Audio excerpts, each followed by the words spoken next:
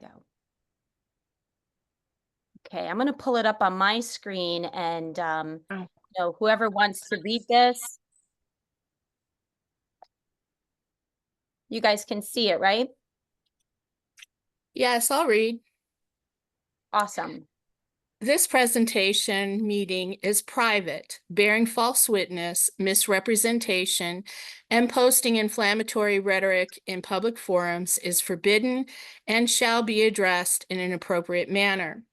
Anyone who is here under false pretenses, anyone who is working for any foreign government, including the territorial United States or municipal United States, anyone who is being paid or coerced to be here must fully disclose their presence and purpose now or leave the premises. If they subsequently show up as federal witnesses, they are discredited for failure to disclose. To eliminate all conflict and false allegations, is there anyone in attendance in today's meeting that is a member or agent of any law enforcement agency or public agency of the federal, state, city, county, or township agencies present? Is there any response to the Bivens decision? Hearing none, this presentation meeting is private. Bearing false witness, misrepresentation, and posting inflammatory rhetoric in public forums is forbidden and shall be addressed in an appropriate manner. Anyone who is here under false pretenses, anyone who is working for any foreign government under the territory United States or municipal United States, anyone who is being paid or coerced to be here must fully disclose their presence and purpose now or leave the premises.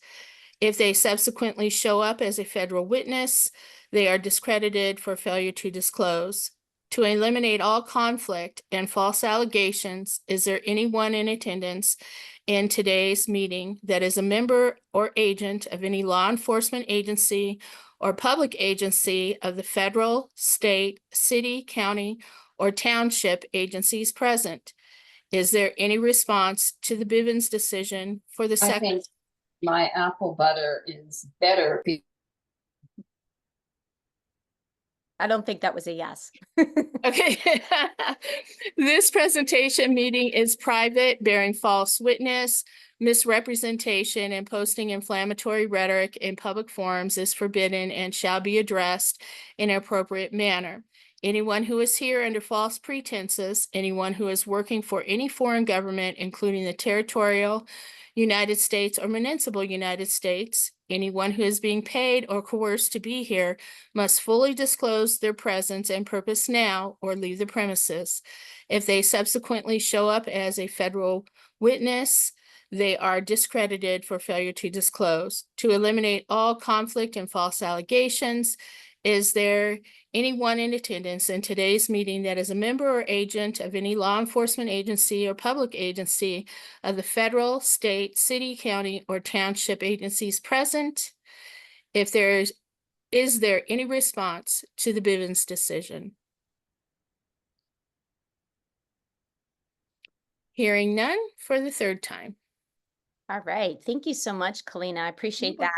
You're welcome. And just for all sakes and purposes, I just want to welcome everybody. This is the International Outreach Think Tank meeting, and everybody and all is welcomed. Today is Wednesday, August 14th, and I don't know, I think this is our 5th time meeting. So if it's your first time, welcome. And if you are returning, welcome back. We do have a lot to cover tonight. Before we get started on business, would anybody like to start us off in a prayer?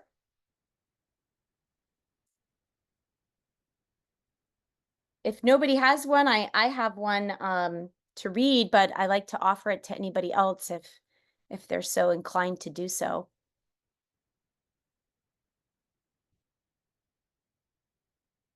All right, I'm going to start us off with a prayer. This is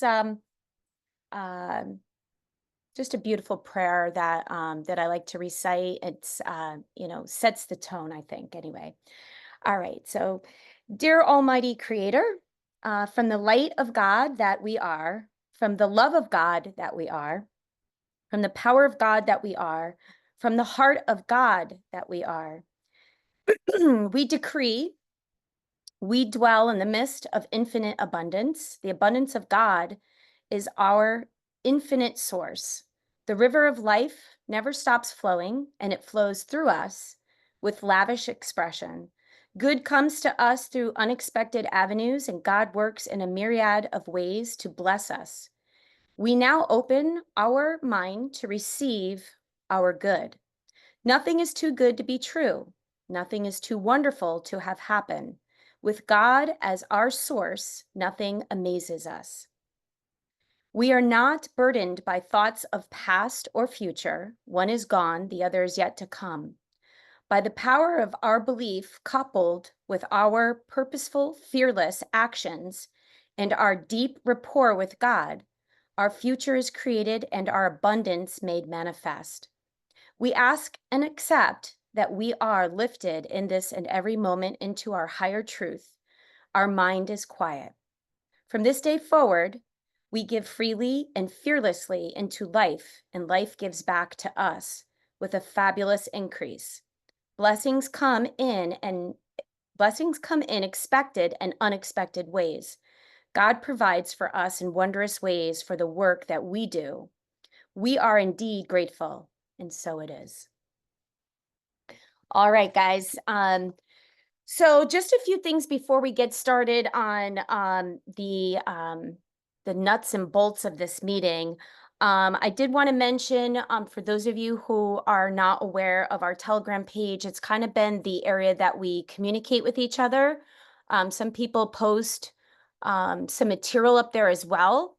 And so if you are not connected with us on Telegram and want to be, please just put your name in the chat, and and as we go along, I'll also put the link for the Telegram page on there. Um, I will say that it's also on the agenda, okay, for those of you who are on the email list. And the other thing is, if you're not on the email list and you got this invite from somebody else that shared it with you, please just put your name, what state you were on, and your email in the chat as well, and I'll add you to the contact list. We also have our Ice Drive account that was also listed on the agenda. I'm going to post that also with the follow-up notes when I send the link out for the recording.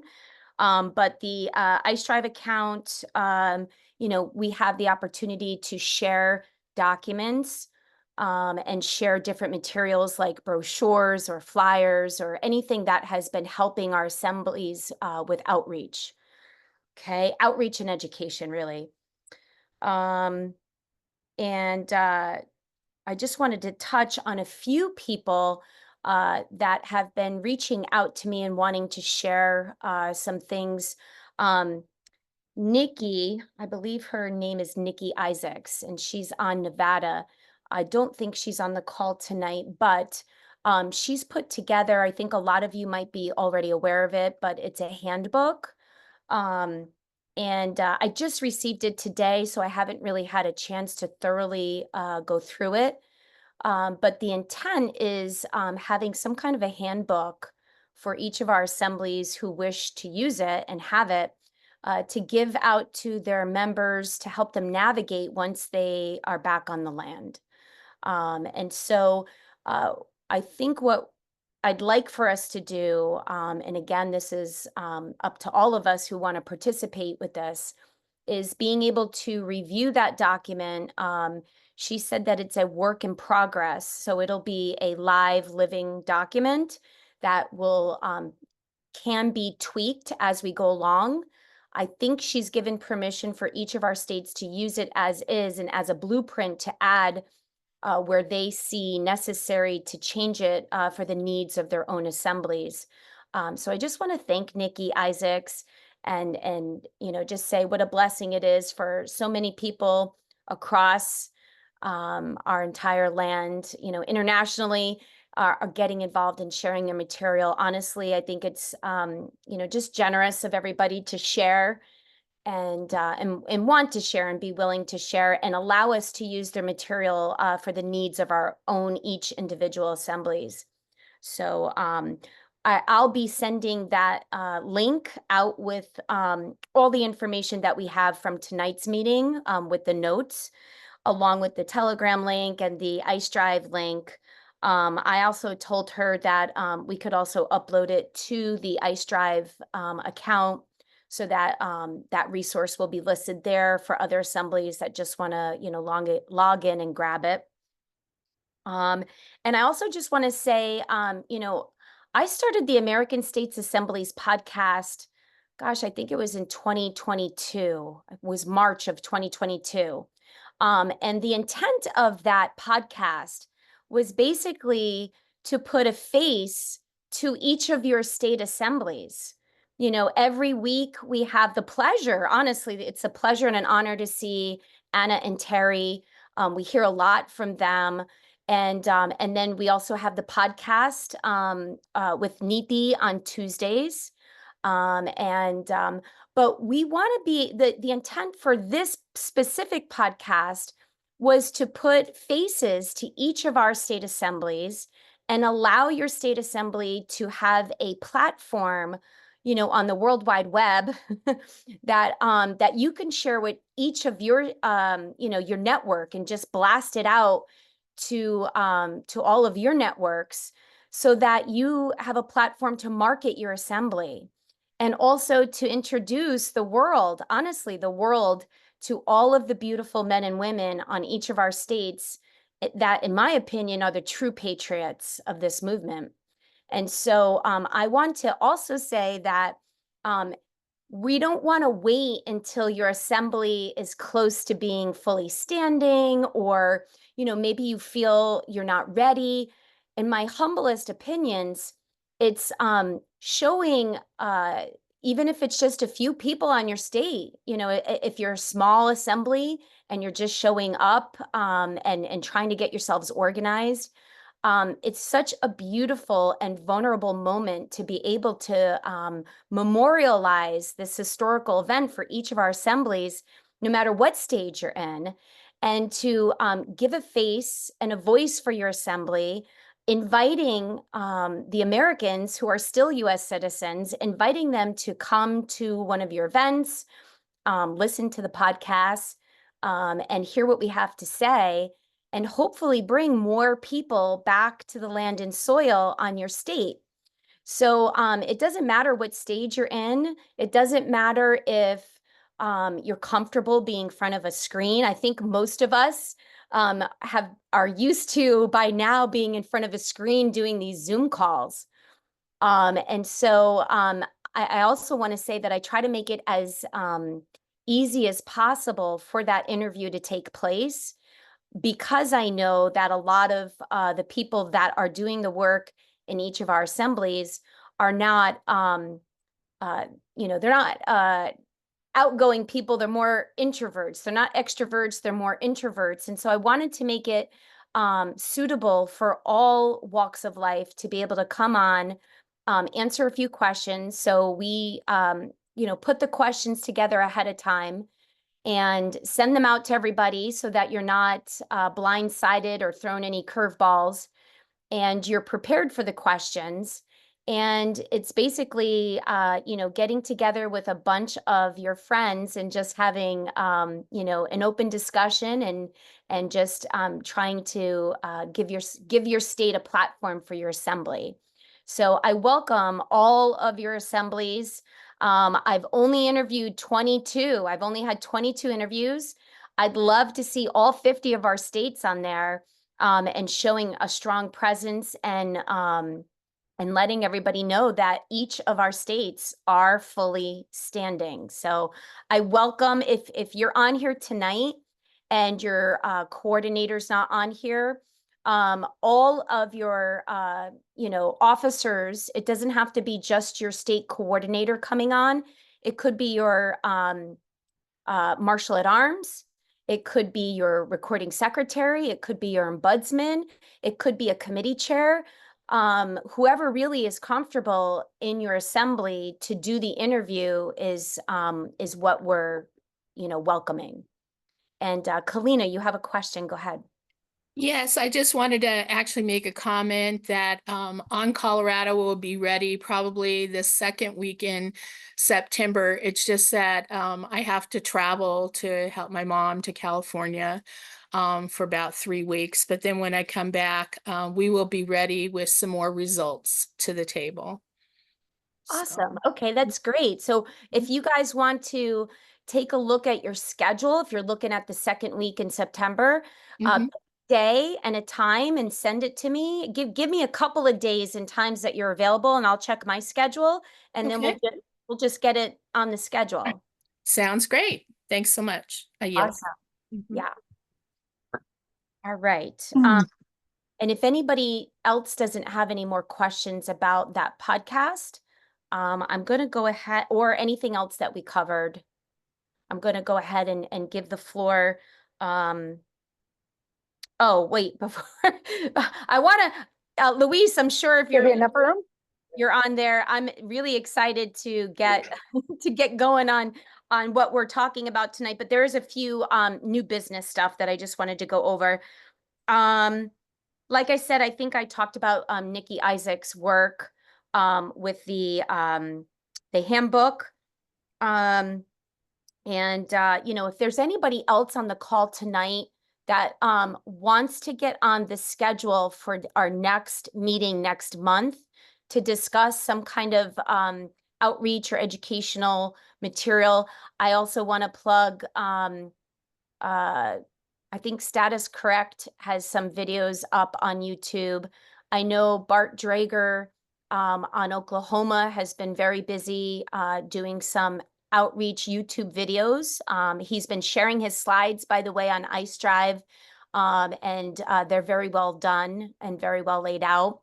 I know for us on New Jersey, I created a YouTube channel for us, and I've been taking other people's material from other assemblies, or if they're not there representing their specific assembly and they just have material up, I've been creating playlists on our YouTube channel and sending that out on our state for our American State Nationals to have access to other people's videos who are doing amazing work with education and outreach. Oh, I see Kimberly has her hand up. Go ahead, Kimberly. Thank you so much, Tammy. I appreciate you being here tonight and having me. I wanted to ask you with the link for the podcast that you're talking about, would that be possible to get that put in the chat so I can make sure that I do get this back to basically my General Assembly and have that link proper? And would definitely love to on Michigan get with you. And so thank you so much for the offer and love being here tonight. Thank you. I yield. Yeah, that's a good point, Kimberly. Thank you for bringing that up. I will put the link, once we get going on the other stuff and Louise starts presenting, I'll get busy and put those links up there for everybody so they have access to it. I know that, just a little side note is that I know some people found us on YouTube. I did create a YouTube channel for the American States Assembly's podcast, but because of the copyright issues and censorship on YouTube with some things, they weren't allowing me to put my videos up. So I have strictly just been putting them up on BitChute. So BitChute is really the go-to. That's the link that I will that I'll share with everybody tonight. And May I, oh, forgive me, may I ask the name of your BitChute channel? yeah, it's just simply the American States Assembly's podcast. Great. Thank you so much. Yeah, you're welcome. And Kalina, go ahead. Could you actually just get rid of the Bivens declaration in the middle? Oh, yes, I'm sorry. I know I That's okay. stopped Thank sharing. you. Yes, thank you. Here we go. Thank you. There's a lot going on my end here, so I appreciate you. All right, anybody else? Okay, and I'm gonna go ahead. Oh, there's one other thing, sorry. and I just want to, make clear, the work that we're doing in this group here, we have, agreed to take on Luis's project. The project now, it has moved from it has moved up. Instead of a postcard campaign project, it's actually renamed the American Government Resurgence Project, which I think is appropriate. Whoever came up with that name, thank you. And I also wanted to let everybody know, if you don't know already, that the Peacekeeping Task Force has agreed to take this on under their umbrella. And so, since this project is really an international business, we thought that it was best suited for the Peacekeeping Task Force to take it under when they did offer it to us. So I just want to thank Joe Hayes and Kathy for doing that. And Luis is now working on the behalf of the Peacekeeping Task Force. I also want to say that this project is a work in progress. And so it is very on a large scale, and it's a massive outreach project, really, on a multi-level scale, and it's going to be rolled out in a timely manner. So, a lot of the phases, we aren't ready to roll those out yet, and we do have Anna reviewing the project. And so far, from my understanding, she has already reviewed phase 1 and 2. And phase 1 is the mailing out of the postcards. Phase 2 is doing the tours. So, if you're targeting a certain zip code in your state, you're then going to be scheduling a tour in that same, time frame, within the month, I would assume. So this is this phase 1 and phase 2 is what we are ready to roll out with. And the other phases, they need to be fine-tuned. And I know that there's some people that have their concerns, and so we just want to welcome all of your questions, all of your comments, all of your suggestions. And we do want constructive criticism. So it doesn't have to be all positive feedback that you give. It could be something that you're not in agreement with, and explaining what that disagreement may be, why you have your concerns about it. And it's something that we will take into consideration and are willing to work with each of the assemblies. The hopes and the goals for this project is that we will get the support of all the 50 states. And so, it's not necessary that we have all 50 states.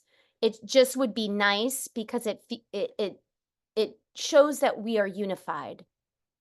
And I think that's really important in the work that we're doing, because, for obvious reasons. I don't think I need to explain that to any of you, why we want to, be a unified body.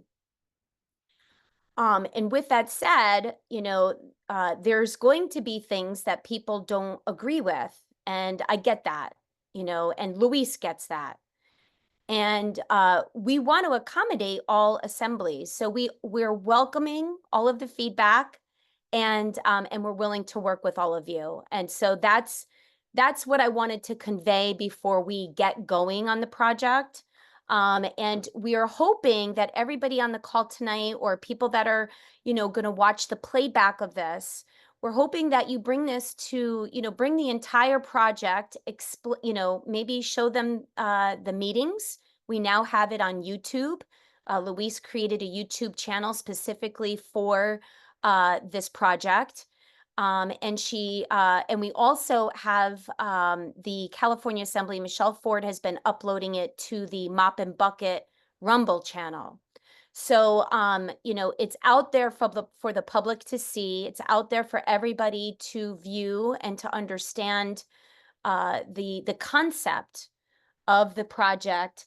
And some of the pieces of the project are a bit, far out there, meaning We're not ready to roll them out.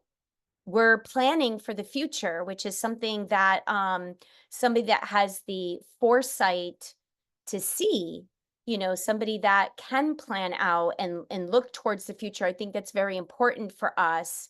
And it's something positive to look forward to.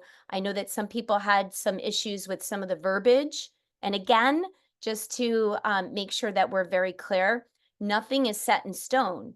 So if there's words or wording that is disagreeable to you and you don't like it, you have the option and the opportunity to suggest something different, and we'd be open to it, and we'd be, willing to adjust the verbiage to make it more suitable for what you need it for. And that's all I want to say about that. Does anybody have any questions or comments or, anything they'd like to add to that? Tammy, Dana said in the chat, who is the we? We, meaning all of us that are working on the project. So, Luis is really the architect of this project. She had this well laid out plan, and so it's the peacekeeping task force. Kathy, the peacekeeping. She's the assistant, I think, assistant director. Kathy, if you're on here and I've coined your title wrong or whatever you want to call your position, just correct me. But and Joe and Luis, and then all of us who are working on this project, in our little ways. Right. I know that the American State Assembly's podcast is going to be featured on eventually when we get a TV platform. And I'm sure any of the other podcasts, I think Luis has laid out some area of a documentary. So anybody that's contributing to the project is going to be considered we and us. And we're basically the people that are working on this to bring it to fruition. And so I'd like to, it's a collective effort. And so, we're hoping to get the support of all the state assemblies. And we want to, try to make it as, like the Declaration of Independence, it was unanimous, right? They came together. There was a draft of it. There had to be some compromises made. Things were taken out, things were added in. And so that's kind of how we're going to view this project. And so, again, this isn't anything that we're forcing anybody to be a part of, but we're just hoping that the states will take the project on eventually. That's it. I hope I answered the question about we. Thank you for keeping me up to date with the chat because I did not have it open. I will, though, as we go along. Where can we view a template for the postcards? I think Luis has the templates, and I think she has included them in past emails with the attachments, but I'm sure she can answer that question tonight when we go on. And Kimberly, your hand's up. You got a question. Yes, in your invitation to offer suggestions, when and how would you like those to be offered to you? Please. Thank you. I yield. Yeah, no problem. The way that this has been working, and it's been working kind of organically, we hadn't set it up this way, but it just seems to be that it's working this way, is that because I started the outreach think tank, and I've been emailing and communicating with everybody that wanted to be involved, it seems as though because they have my email, people have been sending me suggestions and their concerns to my email. And when I answer them, I've been adding Luis back in and Joe and Kathy so that they can then, get involved in that correspondence as well. So, if you don't have their email addresses, just simply email me and I will pull them into that conversation. And so everybody's made aware of it. Thank you very much. I didn't know if that was something that was part of your meeting tonight and you were asking for suggestions and things this evening, or if it was something that you would rather have an email in writing. And yes, I am in communication with the others, but certainly appreciate your offer and would be in touch with you as well. But to my point, if it was something that there was a way or a place you would like that tonight, or if you were wanting it in writing, please. Thank you. I yield. Yeah, awesome.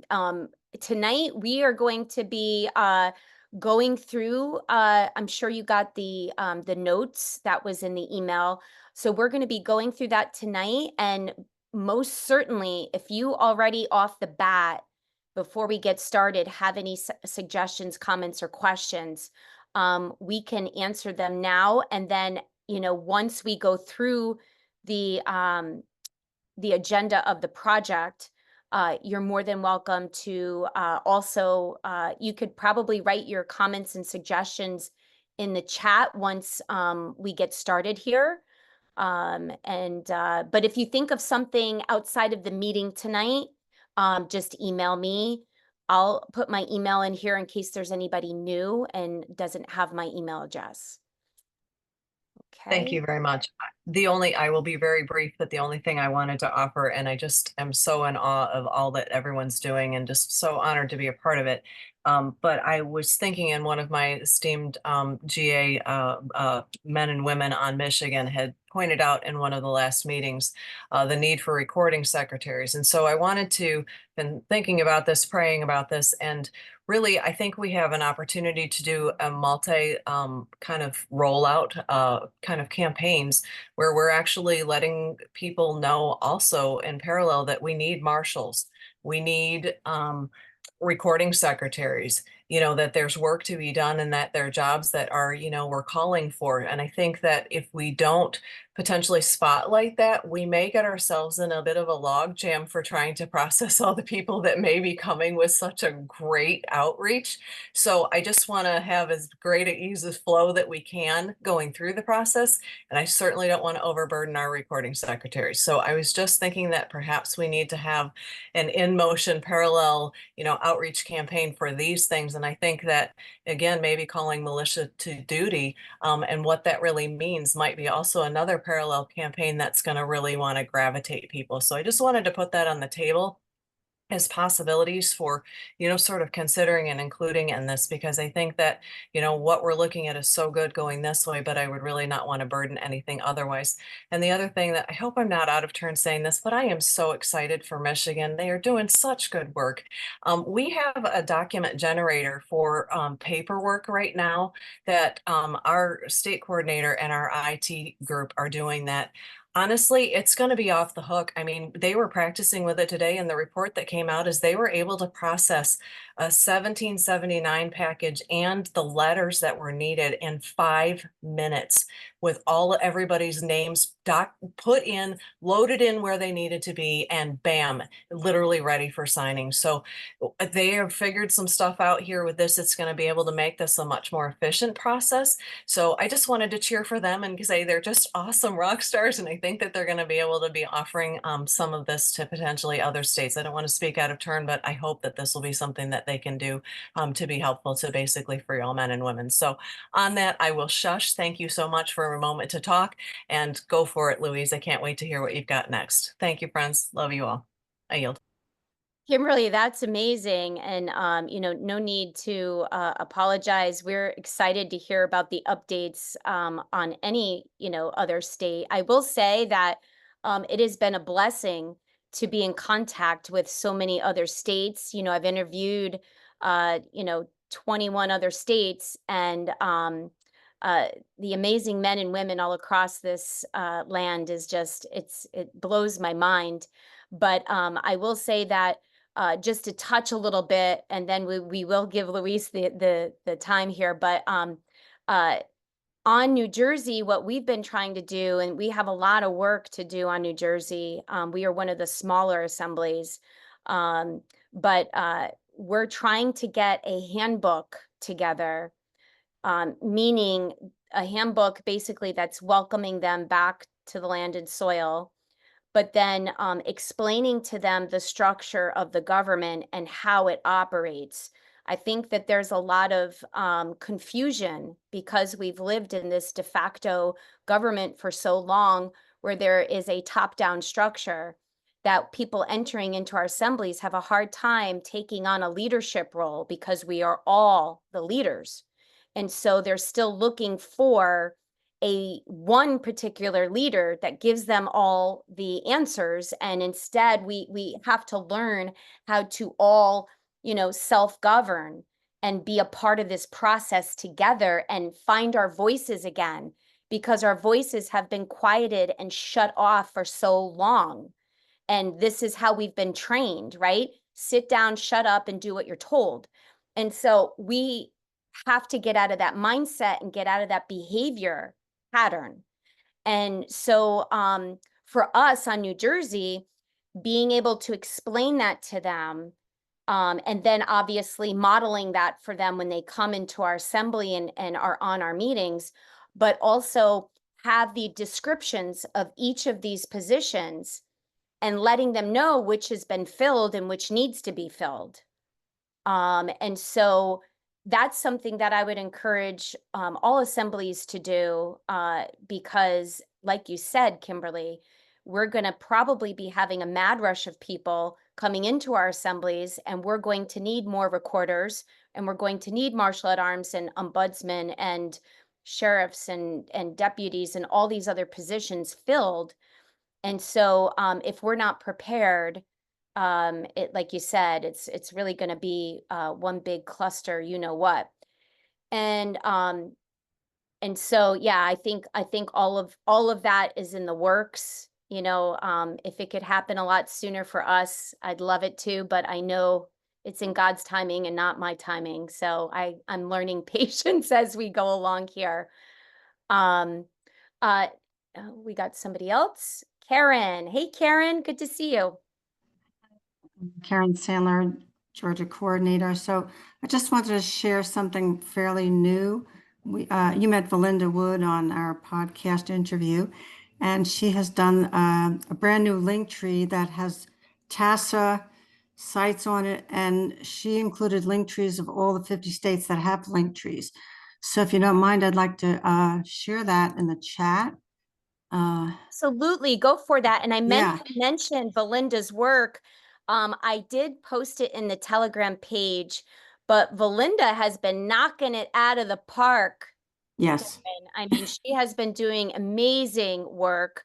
I absolutely loved her video of all your merchandise. I mean, that was just beautiful video. Well done.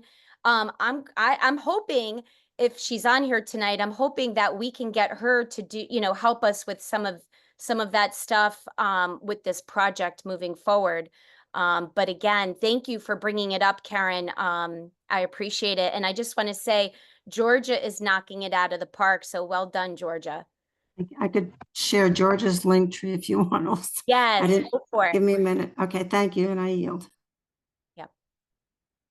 All right, and if there's anybody else on this call tonight that wants to share their link tree or something that their assembly is doing, share it in the chat, and people can grab that. Okay. All right. So without further ado, Luis, you are on here tonight. I know because you sent a chat. Luis did say that her bandwidth is a little low. She's not going to share her video, I guess. But Luis, you've got the stage, so go ahead and take it over. Thank you, Tammy. Can everybody hear me? Yes. Oh, great. Okay. I thought I was going to be able to do this. I'm not, I'm off the grid. I'm at my home away from home in the country. So I did have a Zoom meeting with the PKTF a couple days ago, and that went fine. I thought I was going to be okay. So I'll try to make it, I'll try to make it through this. Everybody see my screen? Not yet, Luis. Oh, okay. Let me go back up in here. Now, Tammy, if I drop off or freeze, do you have the meeting notes? Grab the meeting notes out the chat. Can you all see my screen now? I'll do that. Yes, we could see it. So if I drop off or freeze, Tammy, you can muddle on till I try to get back on, okay? Okay. Okay, thank you. All right. So, I'm just gonna dive right on in. So hopefully we can get through it. I will have questions at the end. Someone asked when or how do they ask questions? Well, at every meeting, we want to have opportunity for you to ask questions at the end of the presentation, as well as if the meeting is over and you think of something, go ahead and email Tammy, or you can email me. My name and email is in all the documents that I send out. Even this one here, the meeting notes is in the chat. So when you download this and follow along with me, it has my email at the bottom. If you want to send any critiques, any suggestions, any inspiration, send them my way. All right, so first thing we want to start with is the YouTube, our YouTube channel that I created. Let's take a look at it. I made some changes there. Can I move this? Can I move this? I don't remember how to move this. Okay, I'll just move it down here because I don't remember how to move it. Get to that. Here's our YouTube channel. We had Crystal created this United States with the peace flag imagery in it, and helping me do this banner. Remember, we had the issue with my artwork. So she did this banner here for me. Well, she and I did, and I kind of like it. I called the 1776 Union is the name that I used because it encapsulates us. It encapsulates the idea of the Union starting at the beginning, where our government started with the people. And it also actually encompasses all of the unions that our government is actually made up of. It's not only one union, if we understand what it actually is. So, and Anna talks about all the different types of unions that our government was actually created, such as, of course, it's the colonies that started as the Union did the Declaration, and then the United States, all the county assemblies coming together, that's another union, and then the nation states as the body politic as the nation state, joining other nation states, that's another union called the Federation of States, and then the Confederation of States of the business assemblies, that's another union. So it encompasses that idea. So that's why I stuck with the 1776 Union. And on this page, you'll see the videos that that was already talked about, of all the videos that we've had up to this point, all the meetings, they're here, so that any state who's interested in finding out what this project is actually all about, they can come to our YouTube channel and go back to the beginning, start at the beginning and see how it's all developed to this point, to see if they want to get involved. States can get involved with phase 1 and not phase 2, or phase 3 and not phase 1, or phase 6 and not phase. You can get involved at any point where you feel comfortable, if at all. So that's how it is set up. So on the YouTube channel, one thing I wanted to bring to the think tank is this image here, this state, United States. I like this image that Crystal did, and I wanted to ask the think tank if they want to adopt this image as our image, as the think tank logo or brand. Now, I think Vicky had a question as to what does all the stars and stripes mean? Because it's like 27 stripes, something like that. It's not the same amount of stripes that's our peace flag. The answer to that question, they don't mean anything. It's just the artistic expression of the peace flag. So I need to put that on the floor to you guys to see what do you all think about that imagery right there. And actually, I'm opening it up for questions right now, so I need some feedback.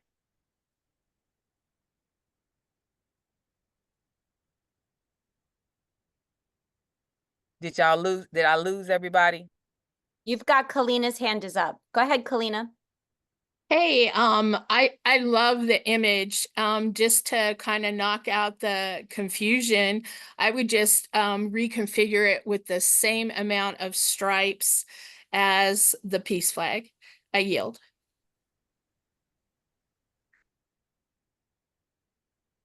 Any other questions or comments about the Louise, image? is And it possible that she can make those stripes the same as the peace flag and then present it to us so we could see what it looks like? yeah, I'm sure she can. Is she here, Crystal? Maybe she's not here. I'll send it to her and ask her. Yeah, I love it. And Mhm. again, I think maybe keeping it close to the you know, I mean, this is as close to the peace flag, but maybe for her visually, if she's artistic, maybe visually this looked better to her than widening the stripes. But it Mhm. would be great to kind of see what they both look like. And I yield. All right. This is Dana All on New right. York. May I? Yeah, go ahead, Yes. Dana. I think if you want to carry that over as your logo, is that what you're saying? I think it's Yes. really important. There's too much information out there. There's too many logos and, you know, there's just so much going on and there's too much information. I would definitely keep that logo the same for each thing if you can. Mhm. So people recognize what, without knowing that this is the PR campaign or whatever, the logo shows that for people who don't use words as well. They're more visual people. Just my opinion. I yield. Mhm. Okay. So what I'll do is I'll send it back to Crystal, have her redesign it with the same amount of stripes, and then we can compare them. That sounds good. All right. All right. So implementation guides walk through. I'm reading my notes here. Okay, yeah. So I did walk through the implementation guides. We have two of them, one for the Peacekeeping Task Force Phase 3 and one for all 6 phases for the think tank. I walked through them, like read them and put them on video, and they're there on the YouTube channel. As we change and edit and tweak, I did phase 1 and phase 2 of the think tanks. I will do 3, 4, and 5 as we move forward, because we already changing things with those already. So next thing, postcard edits. I think I came up with a postcard edit that will fix the confusion as far as people keep asking questions as far as the marketing aspect of the postcard campaign. So I added some things to the postcard. Let me see if I can find it here. Here is the postcard here. So what I added, away, if you see the blue stripe down here, it says, this is not a solicitation. This is an approved lawful notice from the American government. Visit www.claimyourinheritance.info. That used to say, you may have inheritance ready to be claimed, something like that. And I'm thinking that it sounded more like marketing or solicitation, and I want to get across to people who see this, even our assemblies who's asking questions about it, and to the public when we send it out, that this is a actual international public notice. It is a public notice to the people. That's what this is. And so I put that language there. I had looked on my desk at home and I saw this postcard that I had received from the court. Some case was going through the court that I was involved in, didn't even know I was involved in it. And this is not a solicitation. This is from the court. I was like, oh, that's how to make it more official. So that's where I got it from, off of a public notice that I got from the court. So that's what I wanted to do with that language, to make it actually appear as a public notice. Kimberly? I wonder if you can just be so bold as to also put in there that this is a public service announcement in addition to an approved lawful notice of the American government, from the American government. Thank you, I yield. Thank you. Now, public service announcement, I thought to use that for the radio ads, but putting it on the notice itself, it's an idea. And then on the back of the notice, what I added, on the back of the notice, I did the same thing. This is not a solicitation language, but also I added, issued by Head of State James Clinton Belcher, fiduciary Anna Maria Reisinger, the United States of America, unincorporated, to add more clarity as to the official aspect of this notice, because that's what it is. This is not a solicitation or postcard campaign like it actually may have started out, maybe appearing that we was just marketing ourselves. We're not marketing ourselves. We're giving the public a notice of what's going on with the American government and with their situation, of what's happened with the crime and everything else. Yes, Kalina? I kind of listening, I love all this. I was kind of listening to what the lady from I'm sorry, I forgot her name, from New York was saying, but I do like that you put the United States of America unincorporated. Now, when I mentioned that, people were confused. However, in branding and thinking of the branding and the marketing, maybe a suggestion would be the Federation of States doing business as the United States of America, and then putting unincorporated, and the resurgence of the government of the people, by the people, and for the people. When I did that, people understood it and didn't have a ton of questions, but maybe keeping in that branding, informing people that the state assemblies are members of the Federation doing business as United States of America unincorporated. I yield. Now, we do have that in this notice right here, the Federation of States, DBA, the United States unincorporated. I see that, but I would put that how you have it underneath the 1976 barcode, the United States of America unincorporated. I would put that and just take that portion and put it up there because it's separate and it's prominent, and not repeat it. I yield. I think we might have lost Louise for a little bit. Louise, can you hear us? I can hear you. Can you hear me? Okay, you went out there for a little bit. Okay. I'm not sure if I understand the do you mean like this, Kalina? Yes, ma'am. And then, but have it as the focus, even on the other side where the barcode is. You have stated again, the United States of America unincorporated. People do not understand that concept, but keeping with the branding concept that our sister from New York was mentioning, there's a lot of confusion in trying to get everything on one accord with the marketing and the branding message. To me, if they understand that the Federation of States is doing business as the United States of America unincorporated, and that the assemblies are part of that. To me, it calmed down a lot of issues. Even we discussed it on Colorado, probably 3 or 4 meetings we had in just that phrase on how it confused people. I yield. Okay. Write that out for me, Kalina. Can you hear me? Yes, ma'am. Okay. Rewrite this the way you're trying to see, you were explaining that it would be clearer. Okay, I'll send it both to you Okay. both after the meeting, both email. Yep. All right. Okay, I yield. All right. And QR code wasn't working, so I fixed that too. All right. And then the language on the website, I also added the language on the website. Let's see. Here, this is not a solicitation. This is an approved lawful notice from the American government. I changed the language and put it the same way on the video, which had the other language on it. And also keep in mind too, on follow up with what Kalina said. I know that some things won't be as clear.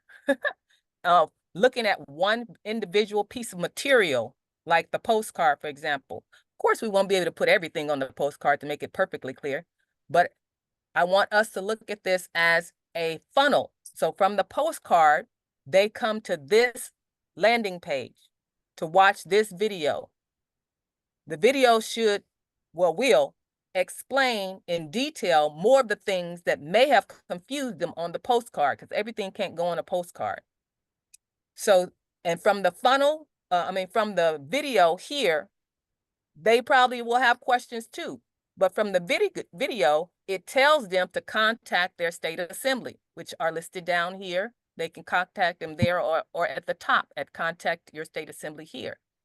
So from there, they'll talk to somebody at the assembly and ask their questions to them. So look at it as a funnel. And when you think something is unclear, think if that question that you think a person might have based on one piece of material, ask yourself, well, will they get the answer to that question as they walk through the funnel? The purpose of the way I laid this out is purposefully for it to be a funnel to build on each other of the information.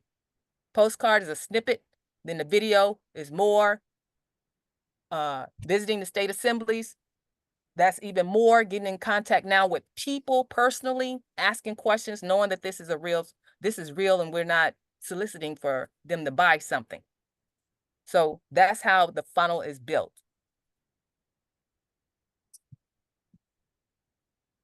So let's go back. Luis, I had a question, if you don't mind, really quickly, because I know this was a topic that was brought up. So I think a lot of people are concerned about the costs of the postcard. And so I think from our last call, I think we had a couple of people that were looking into possibly an email campaign. This most certainly could be sent out as an email as well, correct? Yes, we'll get in number 5, new considerations. They did bring up the email aspect, so I included here under new considerations, and we'll get into that. Okay, thank you. I'm sorry. Go ahead. I yield.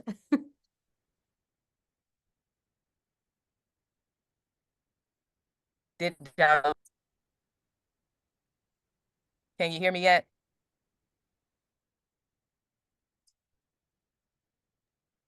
Yeah, we can hear you. Yes.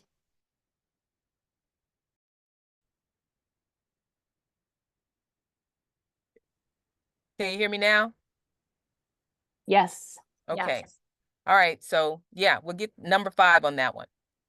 So number 3, let's go back to the website. So I'm gonna go through some of the things, other changes that I made on the website. I said the video. Now the declaration tab. On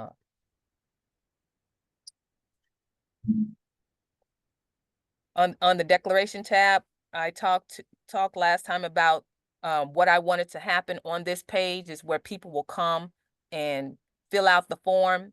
I needed this coded right here, these states, this United States and these numbers here.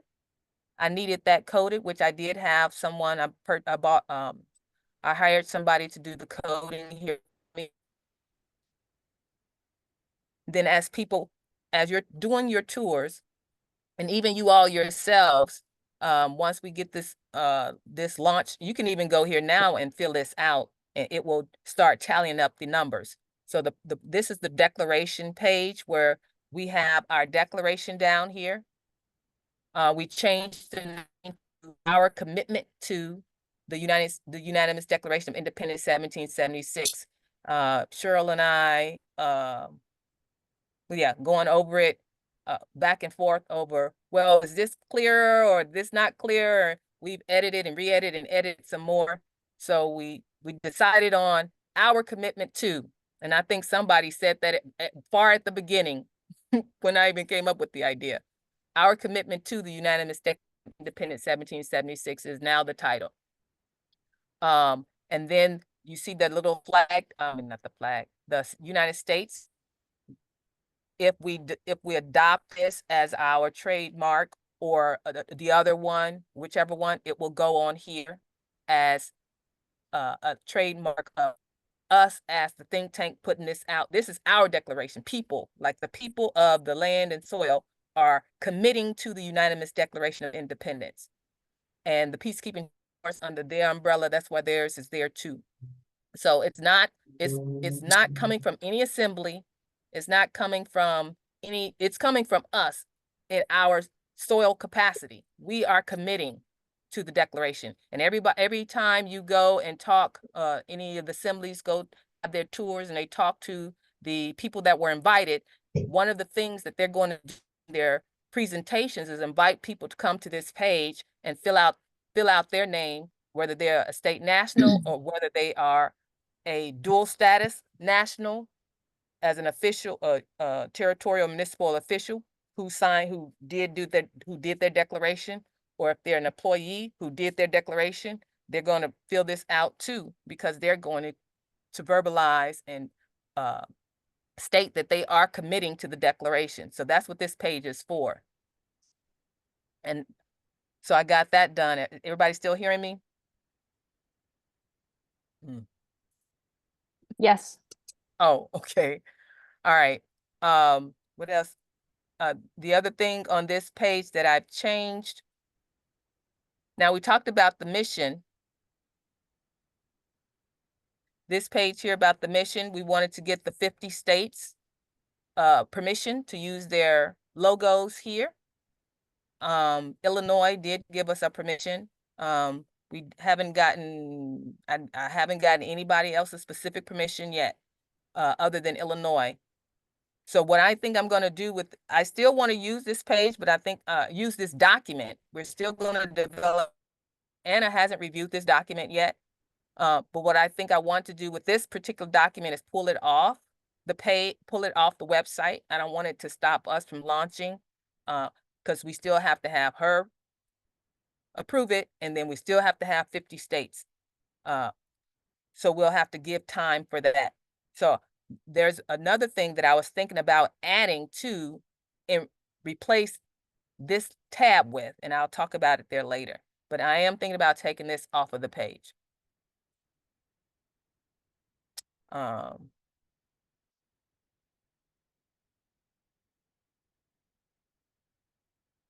Let's see. The detailed research page on the website. Cheryl and I are chomping at the bit with this detailed research page. Now, Anna hasn't gotten back to this detailed research. We have section 1. Anna did approve section 1. And she's just on section 2. That's where Anna is. Cheryl and I, we are down here on section 12. Getting it all completed as far as our run through edits. And then Anna will have to run through it again for her edits. Now, I don't know, I reiterate to Anna, and I'm trying to see if she will go ahead, if she'll give us the permission to go ahead without her editing it at all. Because I emphasized to her, most of it is cut and paste her articles anyway. It's not predominantly my thoughts that she needs to correct, but she wants to update her information to make sure it's up to date. So I will try to see where we are with that, to see if I can launch this without her having to review all those 15 sections. So hopefully I'll have some updates about that next meeting. Okay.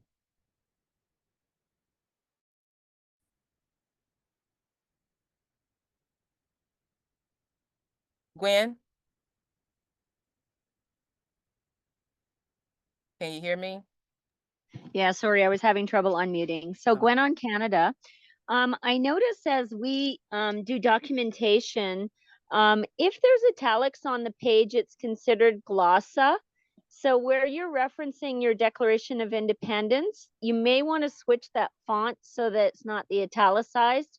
Can still be fancy, but maybe the up down if you're using it as a lawful document. So just as a comment. Yeah, that one. It looks beautiful, but I know that italics is considered glossa and not on the page. So yeah, I just thought I'd mention it. Anna may have a comment about it, but I thought I better just mention that. Did you say that the letters are italicized? Yeah, like where that font is kind of at a slant, it Oh, could be considered an italic okay. rather than straight like Roman type font or whatever we use regularly on the page. So I would just make sure to get a clarification just in case, because I know it's something that we've been pounding through as far as what's lawful and what's glossa. On Canada, we have French, which we can't use because it's not on the page. And so we're very mindful of this kind of thing. So I just thought I would mention that just to double check. All right. Not that it's wrong, but just get a double check and make sure that's not considered glossa or italic. And then Okay. it's not on the page. Like all caps aren't on the page, right? That kind of thing. So I thought I would just mention that. Looks great though. All So right. I yield. All right. All righty. And then the last thing on the website is this. You can see the 1776 Union banner here with the trademark, their logo. If we choose to use it, that's how it would look. That's how I would use it. Um, that's how I designed that. And this is just the beginning of our TV platform. I wanted to have started a library so people that are telling the truth. And we went through this last week, last meeting. So I wanted to show this again to you all, to ask you all if there's any truthers that are experts in certain areas that you know that the public have been deceived about, that they need to know the true information about. If you all want to send me a link to whoever it is that you all follow, that you are recommending, that I could add here. I'm not going to say no, I'm not gonna add it, because I expect that you all know truth when you see it as well as I do. So if you can send, if you want somebody to be added right now, we can add them now, or we can add them later. But uh, before launch, I want this done. When we launch, I'm not going to be updating this anymore. I'm just going to wait till we do our TV platform, and we'll add everybody else on the actual TV platform. Somebody last meeting mentioned about I think Brent Winters in common law, and they were gonna give me the link to their websites. I can get it. So if you're on call now, uh if you want to send me those links about the common law experts that you had recommended to go on here, I can look them up and find their information and put them here. And anybody else who have any other truthers that you want to add to the library right now, you can put it in the chat and I can look them up and add them. You can send me an email with it in there. Okay.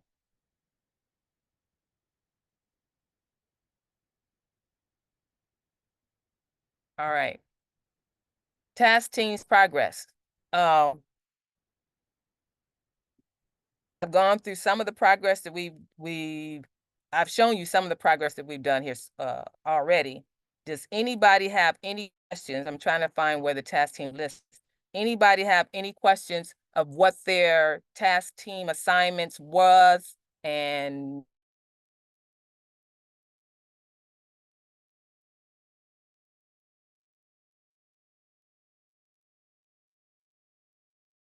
your section? If you want to be on one of the task teams, then you can speak up and say, oh, can you add me to that? Yes, Kalina. When on the 2028 event, where will that be? 2028 event is phase 6. Yeah. Just was curious if it was going to be in Philadelphia. I'm just hoping, just looking forward, trying to get a mental visual so I can work towards that. Yeah.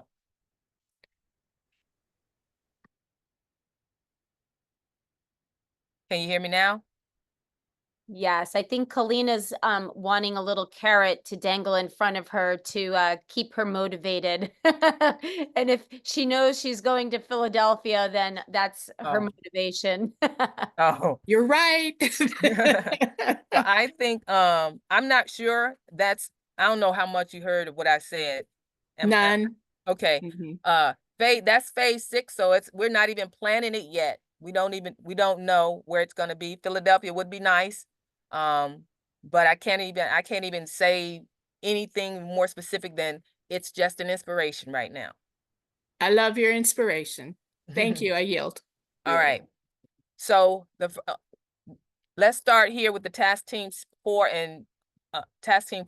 with Julie and Leanne.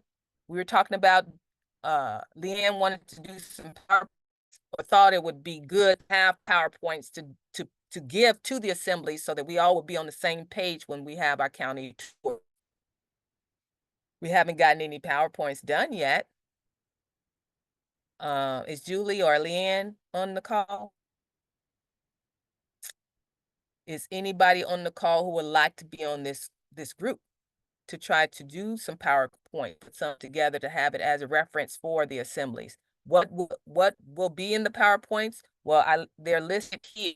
So the different things that will be on the PowerPoints is PowerPoint is in red. PowerPoint on the one fell swoop list of remedies that's in the Mission 2028 document. You'll talk about those in relationship to the National Public Notice video that's the home page. That's one PowerPoint to talk about the crime, what remedies that we are going to demand from our territorial subcontractors in when we get to the phase 3 part of our capitulation tours. That's what this PowerPoint is for. Then PowerPoint number 2, it explains, you're going to be explaining what becoming an American State National, or your political status, why it needs to be corrected, what type of documents you need to fill out to correct them. That's something that every county tour should be talking about. Number 3, PowerPoint, you introduce your assembly, your officer, your chairman, your committees. And this is where somebody earlier on the call was talking about letting people know what positions you have in our government, and what positions are filled and what needs to be filled. Well, this is where you talk about that at your Louise, county tour. Louise, Somebody's got a question? I'm sorry, I don't mean to interrupt, but could you make your screen just a little bit bigger so we can read? Some of the print is small. Yes. Yeah, it's better. Better? Can we Yeah. see? Yes. Okay. Thank you so much. I yield. All right. So that was PowerPoint 3, talking about your officers and thing. PowerPoint 4 will talk about the sheriff's power and the need to have the jurisdiction county sheriffs to enforce the constitutional guarantees for Americans against the subcontractors and its franchises.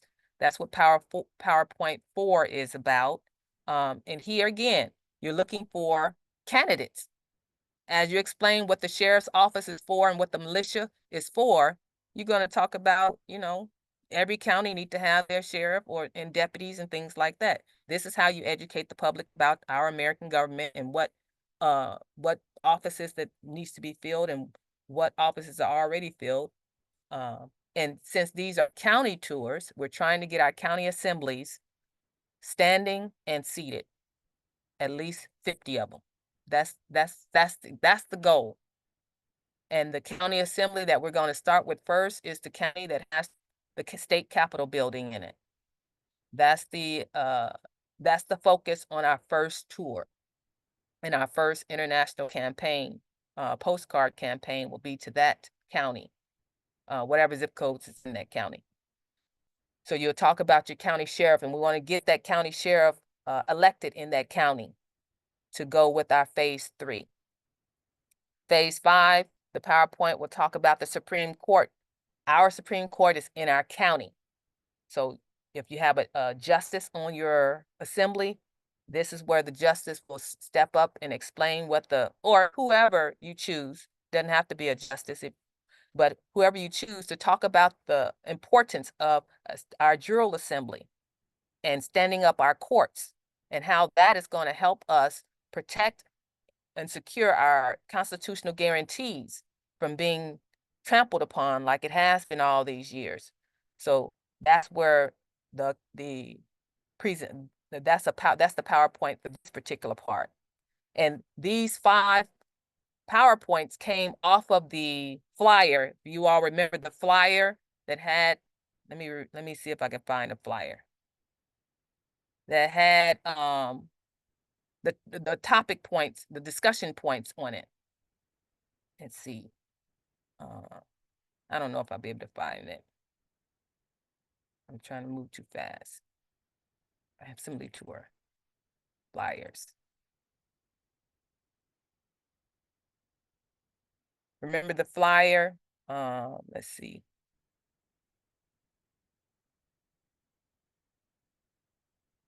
The flyer, the topic points, the discussion topics. Well, I just went over these discussion topics, and we need a PowerPoint for each of these discussion topics. That's where these came from. That's where these PowerPoints come from. So if anybody who wants to volunteer to be on this task team to finish that out, let us know. Now, my idea is this: once we get to a point where Anna has done what she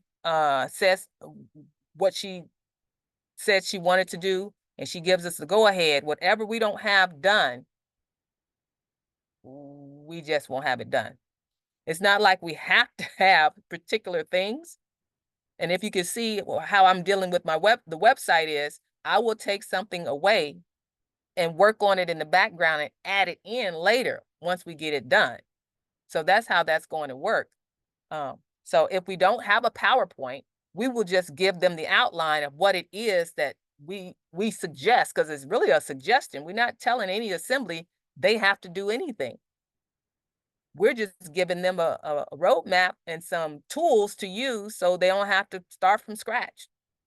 And some uniformity across all 50 states. We're talking at least about some of the same things when we're running our county tours.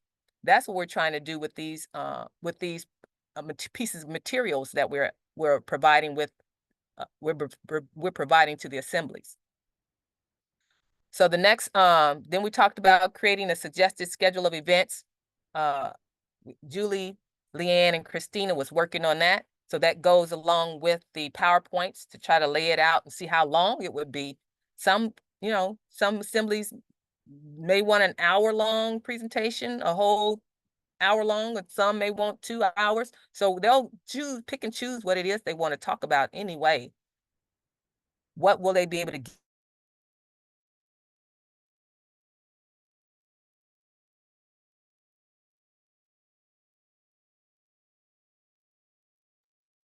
I think, Luis, we lost you there. Can you hear me now? Oh, I there heard you you. Okay. And I see it says your internet connection is unstable. Can you still hear me? We can hear you now. Okay, sorry, I'm so sorry. That's okay. So the next section here is the postal area. We had, I think, a couple people step up and say that they wanted to be a postal area liaison partner. We have Cheryl, we have Leanne that's going to take postal area 5, and postal area 2 has been taken. If you want to step up and do that, and what you're going to be doing with this is you're going to put a packet together. We call it proposal 1, a proposal packet together for those states in your postal area. And you're going to work with the liaison that's in those states so that you all can communicate back and forth to those states and get each of the documents customized for their logo and everything, and make sure they get all of the documents, the PowerPoints, the video MP4, the PowerPoint international campaign, the postcards, the brochures. You're going to make sure that those particular states in your postal area get all of the documents. That's what this particular task team is going to be doing. So May anybody? Can you hear me? Yeah, may I, Louise? Yes. Mhm. I'm not quite sure. I think it was Leanne. I'm terrible with remembering names. But somebody posted, I think, on the Think Tank Telegram page, what she was working on for this postal code area. And it was, I believe it was Leanne. But and I don't see her on the call tonight, but it was really she had organized the states within her postal code, I think in such a way, uh, you know, as far as this part of the phase goes, she was beginning to take those and categorize them, and it looked beautiful. If I can find it, I'll share it, and I yield. Okay. All right. And then the next section here is the same. They'll just start compiling the documents and put everything together. That's what these two are for. Based on the map, proposal 1 for phases 1 and 2. Because phase 1 and 2, we're going to launch together. So that's what if you want to be a postal area liaison partner, then let me know. Because we got plenty of other postal areas left. It's 10 of them and 2 are taken. So that means there's 8 more volunteers needed. Louise, could you just give a very quick lowdown? That person needs to know computer. They need to know what is it that this entails? We're getting the documents from you and putting them to the 5 or 6 assemblies with their names and logos on it. Is it just basically like paper pushing, kind of making a nice little file and Yeah. sending it off? Yep. That's what it is. Okay, I'll ask on the General Assembly on New York if anybody has those computing abilities. Thank you, I yield. Let me open the implementation guide. It's listed in the implementation guide what you're going to be putting together here. Let me see what page. I don't know what page it's on. Here's proposal 1. So for each of your states that's in your postal area, you're going to put this packet together of these 14 documents or 14 things. If you haven't gotten an implementation guide, I will just send it out with the replay so everybody can have, anybody on the call who don't have one. But these are what the postal area liaison partners are working on for each of those states in their postal area to put together. And we're not doing proposal 2, we're just doing proposal 1 right now, because that's for phases 1 and 2. It help clear up that. Yes, that's great. Okay. All right. Louise? Yes. I just wanted to let everybody know that I put the document that was on the TASA think tank, and it was from Leanne.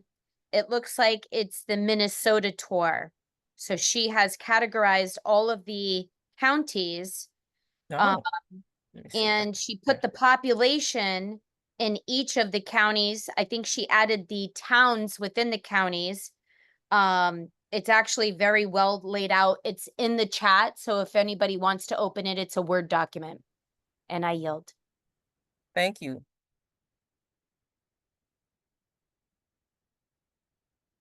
All right. I think that's all. What else was done? What you see in red are the updates of what's been done already since the last meeting. That's what the red is for. And I was just highlighting the red. Do I need through these again so people can know where they can jump in if they want to? I can continue with this. The next one here, can you hear me? Yes, we can hear Okay. you. The next one here is drafting a position pay.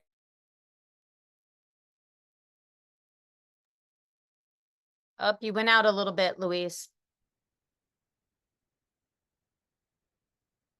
Task team for 6 for Cheryl and Kalina. We haven't gotten to that yet. So That's going to talk about all the different things that a government should be able, did y'all, can you hear me? Can you hear me now? Yes. Yes. Okay. This document is to talk about everything that's on Mission 2028.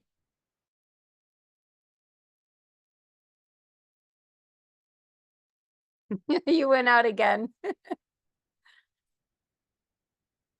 Likes to do some research. If you want to jump on this task team, that's what this one is for. And also for the next one here, of the one fell swoop list of demands, that is going to talk about all the different to require of the subcontractors to put into place, like Regulation Z license plates, and we trying to get the peace flag raised on all the state capitol buildings, putting our billboards in the state capitol courtyard that says correct your political status. Things like no birth registrations, we're cutting that out. A whole list of things that's in the Mission 2028 document. And if we want to add anything or take anything away, that's what this group is, this particular task team is working.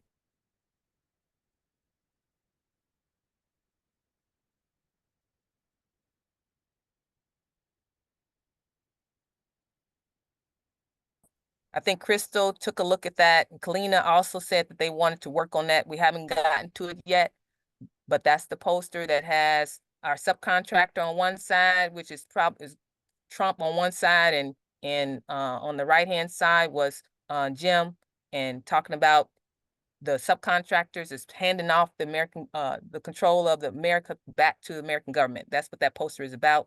So we're working on that. Anybody who have graphic skills, who wants to get involved with doing some drawing, that's a task team you can be on. And they also is working on tour flyers. I showed you one of the flyers, but anybody can create some more, and Vicki did some great ones too. If you want to create any more of those flyers to prepare for those county tours, anybody who likes to do graphics.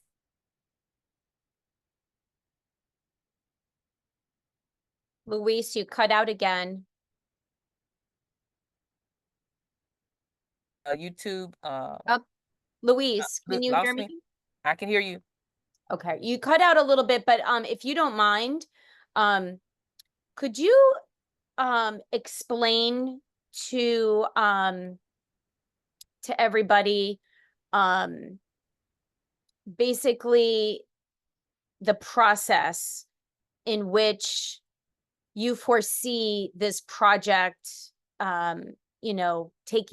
taking shape, I guess is the better word. Say it again, Tammy. When we're talking about a time frame here, could you get a little bit more specific as far as the rollout of some of this? Like, we're talking about phase 1 and 2. How long are you thinking that phase 1 and 2 is going to take, or is that just going to depend on each individual assembly? I'm sorry, Tammy, what was the question? Can you hear me? I can hear you. Okay. So the rollout of these phases, because you're when you're talking about phase 5 and phase 6 and posters and talking about the de facto handing back the power to the American government, I think for some people that scares some people. Ultimately that's really what the end goal is that. But I think for some people, that's a little bit scary for them because they see the state in which their own assemblies are at, and they see all the work each of our individual states have to do. So can you please explain a little bit, perhaps to shed some, maybe some confidence and, making people feel better about the rollout of this time-wise? Okay.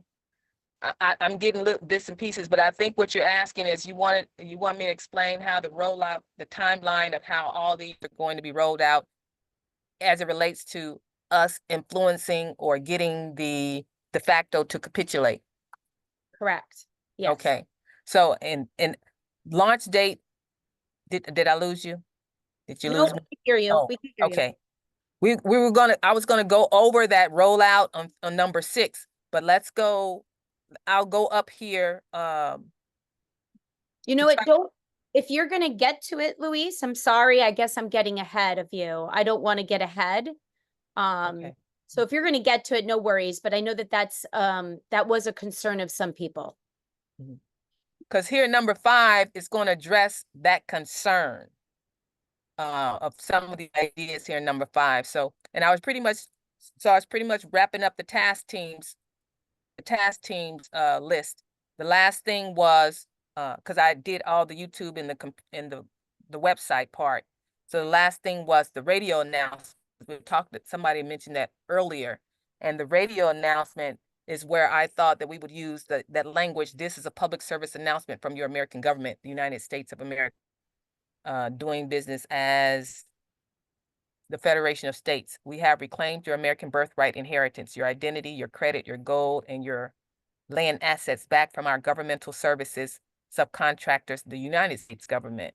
We are now in the process of recovering these assets. This is just basically word for word off of the postcard. But that's what the public service announcement will say. This is our radio ad. Now, and I know Woody wanted to do some ads for us. I haven't communicated or heard anything back and forth from him yet. But this is what I thought our radio ad would say. It would be a public service announcement. I think, Tammy, you had mentioned about doing a public service announcement. So we'd have to find out what it would entail as far as cost or what radio station we would contact. Can you hear me? Yes, we can hear you, Luis. All right. If you all have any ideas or anybody who's in radio or in news, anybody who want to jump on this particular task team, because we'll be doing some what are they called? But news releases, press releases. We have to do press releases and things like that. How to word those types of things. If you're in radio or news media, you might want to consider helping us out with this particular task team here. And Tammy already talked about the podcast. So that's all in this particular task team group, task team 3. All right, so that's all our task teams who are working on different things right now to try to get phase 1 and phase 2 completed so we can be ready for launch. So going back to the outline.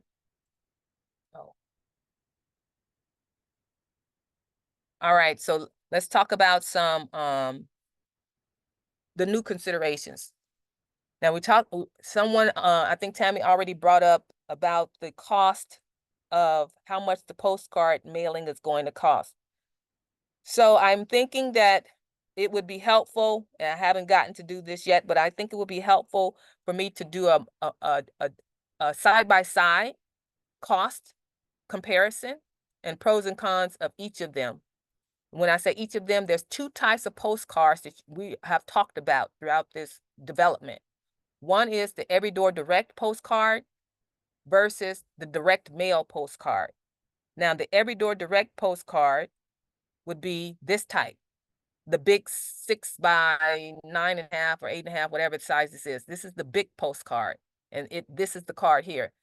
Pros and cons. On this particular postcard, you cannot put anybody's name on it. It has to say local postal customer for Every Door Direct. With a public notice, I would prefer to have a name. I don't know if it's required as far as Anna goes, what she would say, but I'm asking her that question.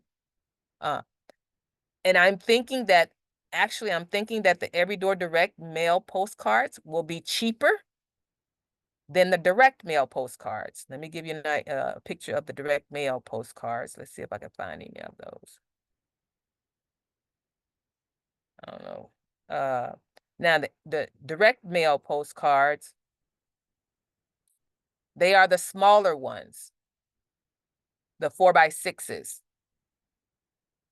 see if I can find it.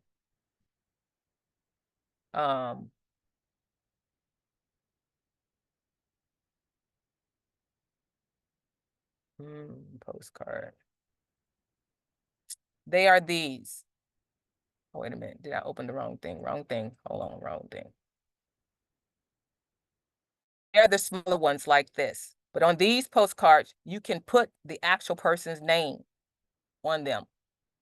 And these, you could also limit or define what type of person, like age group person or family person, whatever. For direct mailing, you choose the type of target group you want to send them to. These, I think, is going to cost more, even though they're smaller, but we will know for sure once we do a comparison side by side of the prices of how much it would cost to send these out. Another pro and con, the Every Door Direct postcards, the 6x9 or 8.5, you have to send those out to the complete zip code. You cannot do a partial zip code. So if there's 10,000 people in that zip code, you have to mail out 10,000 postcards, even though you can only mail out the maximum of 5,000 a day. You can't do all 10,000.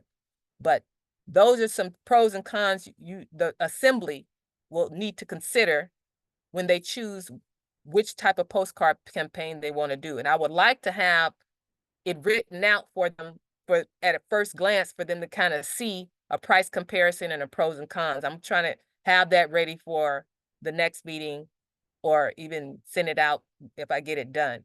But it will definitely be part of the proposal packet that the postal area liaison partners are putting together, so that those particular assemblies will be able to get that price comparison of how much these things are cost and the pros and cons of mailing it with no name, mailing it with name, that type of thing.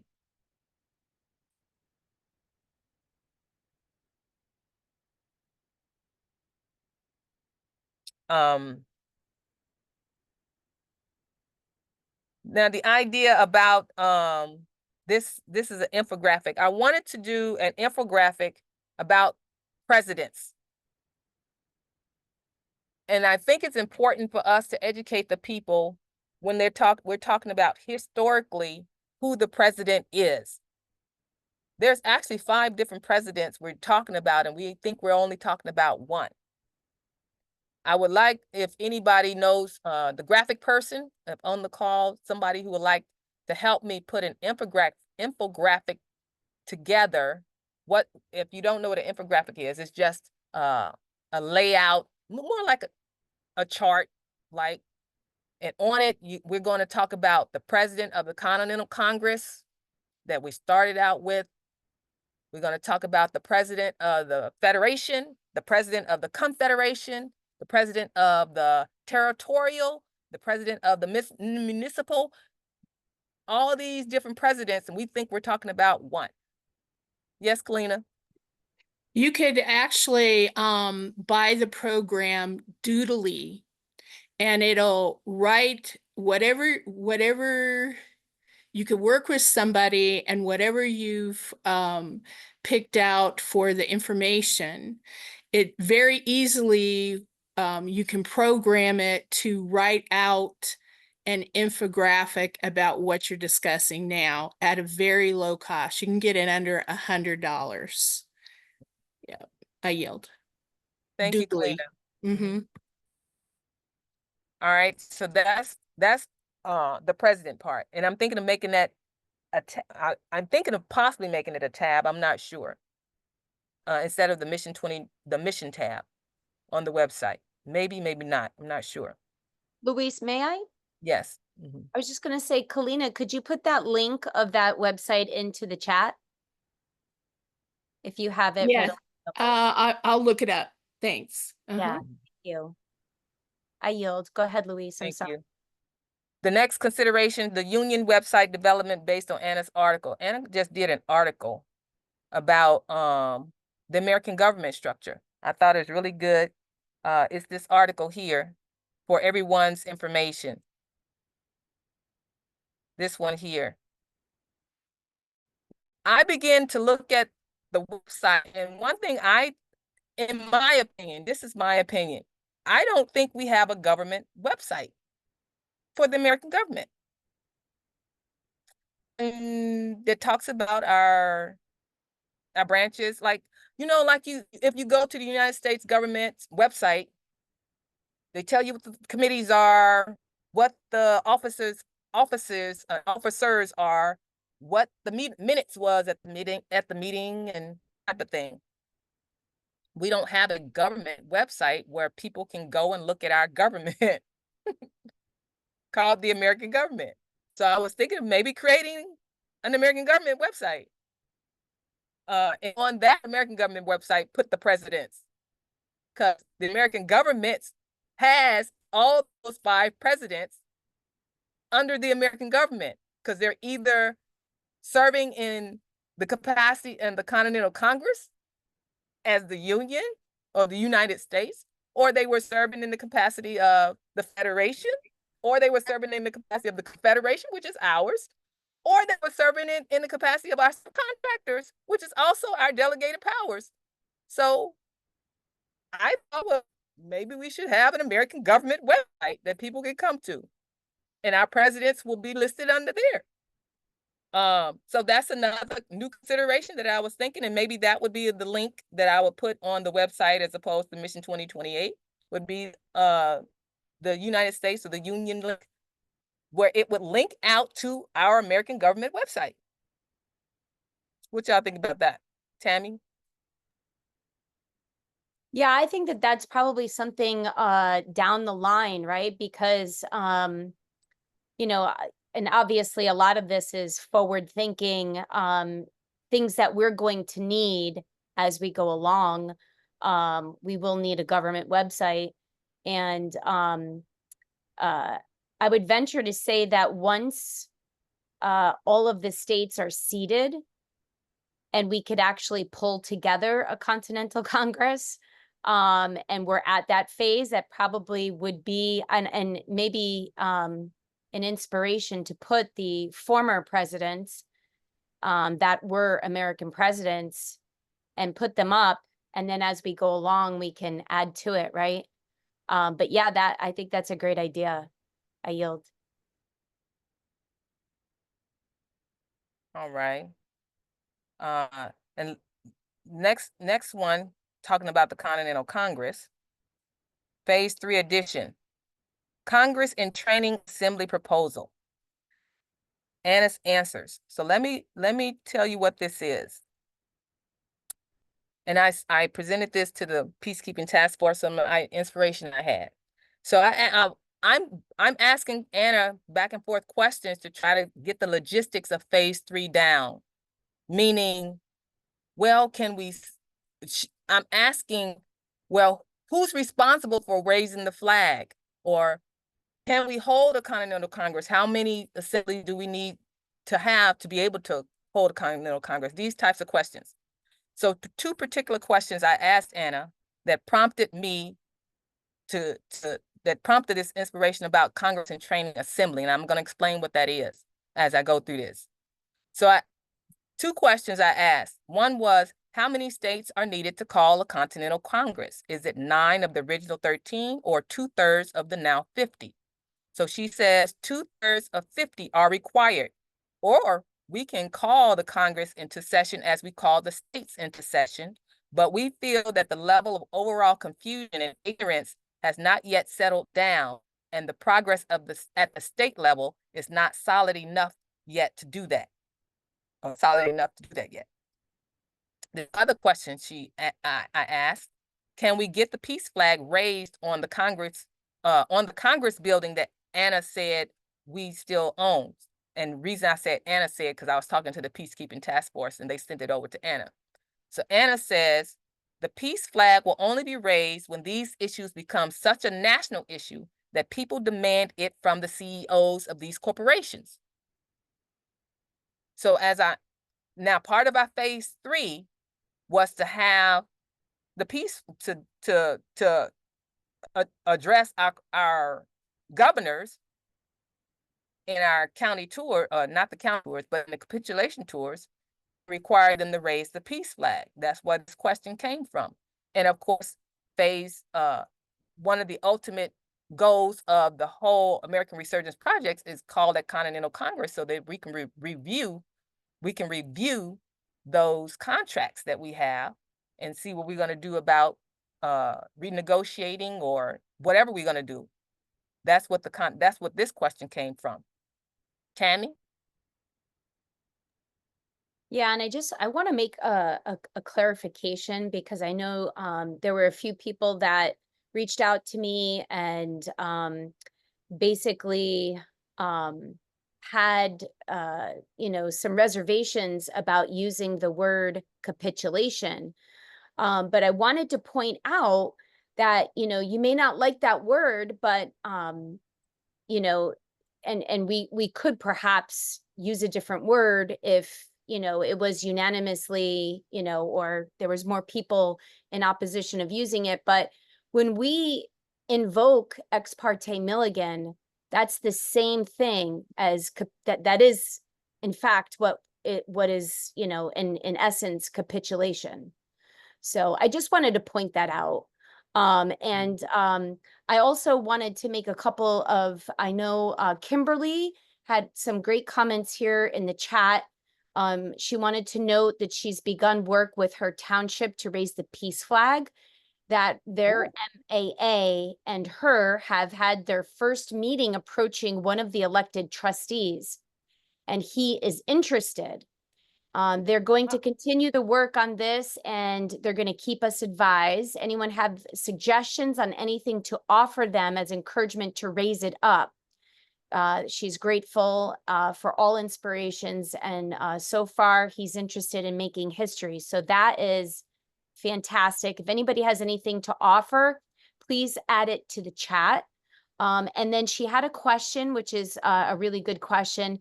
If mailing with a name, if we choose to use a postcard and using name, she asked, is it a slave name we would be buying and sending to, as in style with all caps? So I guess that's something to look into. I don't know if that's actually in our control or not. And honestly, if they're not, and this is just me talking my opinion, if they're not status corrected, then their name would be in all caps. Okay, and Kalina has a question. Go ahead, Kalina, or she has her hand up. Yeah, I love that the push forward to get the peace flag raised and that awareness. I have a song that was used on 9/11 Coast to Coast and on Ground Zero Coast to Coast. It's called The Banner Waves. And instead of waving "Oh Glory," we can wave the peace flag. So I will do a separate email on that for you to review, but I have all publishing rights in all media to use it however I choose to use it. So I'd offer that because it's a very inspirational song, and sometimes music gets everybody on one accord. I yield. Yeah, I couldn't agree with you more, Kalina. I love music. I think music does move people, even if it's not tuned to the right frequency that it should be tuned to. I do agree. And I love that. I know you shared that with me. And if that is something that we choose to use, I loved the song. And I would agree that would be a great choice to use for something like that. And I yield. Thank you. Yes, I did see the video. I like the video too. I like the song. I know Kalina was gonna tweak it a little bit to put the peace flag in there, because it has the peace flag in there in certain places. And I mean, it has the Old Glory in there in certain places. So we'd have to take that out and put in the peace flag and stuff like that. But yeah, To me, it would require another whole, that was for then, and now is a different time and space. To me, it would, I'd work with somebody to put it, but that was from way back in the day. So you're from gonna do the ground whole zero. thing over? Huh? You're gonna do the whole thing over, the whole video over? Maybe, but Mhm. I would want somebody to just take the ideas and do it for me.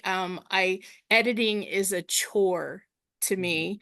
For some people, editing is a joy. When it comes to audio visual, I like to just be creative and have somebody do it for me. And that actually was at first done on analog, not digital. So you see my, so we need to redo the whole thing, but I wish it was tuned to the correct frequency, but I do feel it will move people to do that. But I love that idea about the raising the flag. I love it. Anyway, I yield. All right, so any videographers out there who would like to volunteer their time to do any of this, there's one task right there. All right, so on to this idea. I called it Congress and Training Assembly. Anna said we're not ready for a Congress. I told myself, well, how do you get ready for a Congress? Like you get ready for anything else that you're not ready for. Training. So I called it Congress and Training Assembly.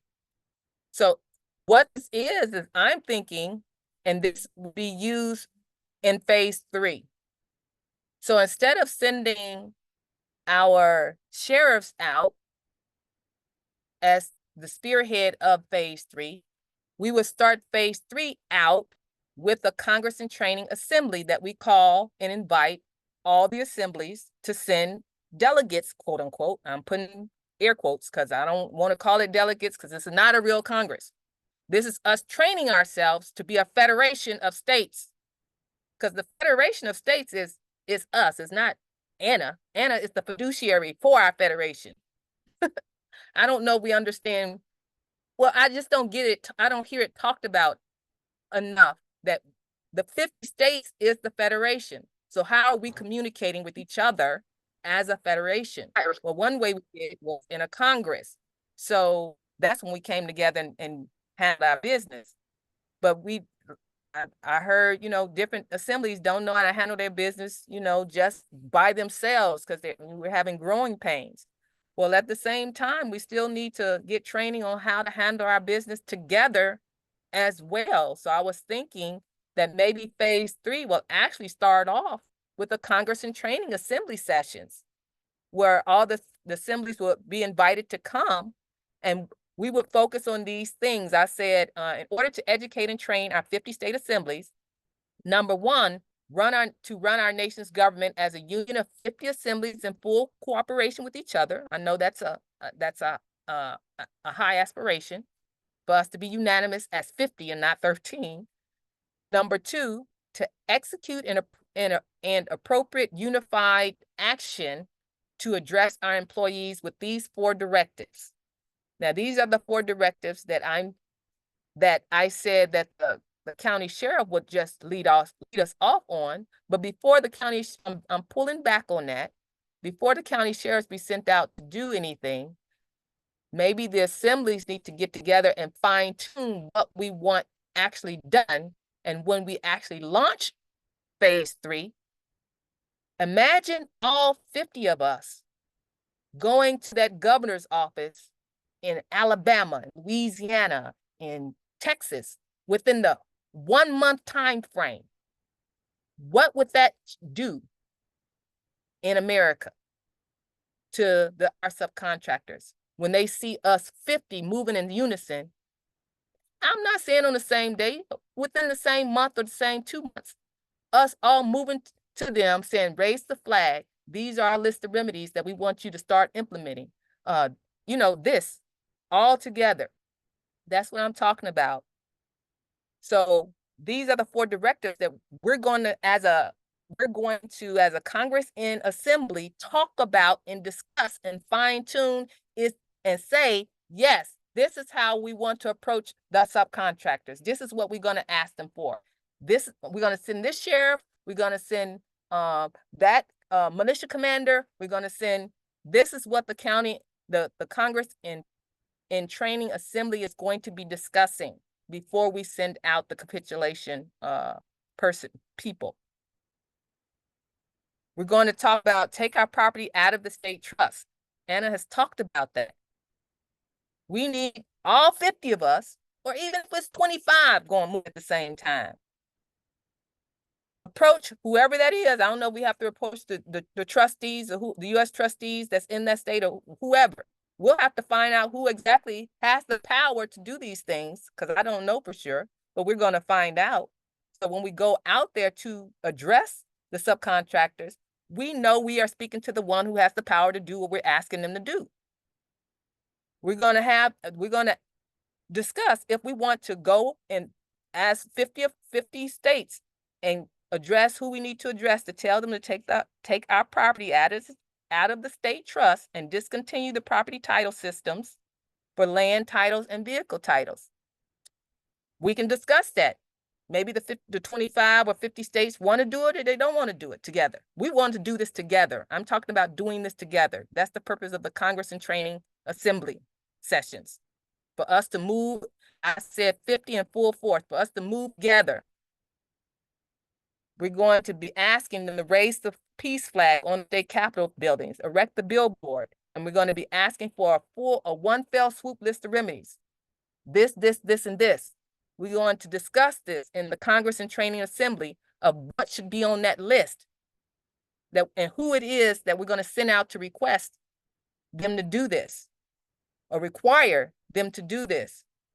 That's what the Congress and Training Assembly will be discussing. And this will be our training wheels, where we can learn what a Congress actually is supposed to be doing. How does a Federation of 50 actually communicate and take care of business? That's what this is for. The third thing that the objective of this assembly is to move in unison like a flock of birds. If you see the flock of birds in the air, you know, when one turn, how the whole flock turns. As a federation, we want, this is me envisioning how I would want this phase 3 to launch out.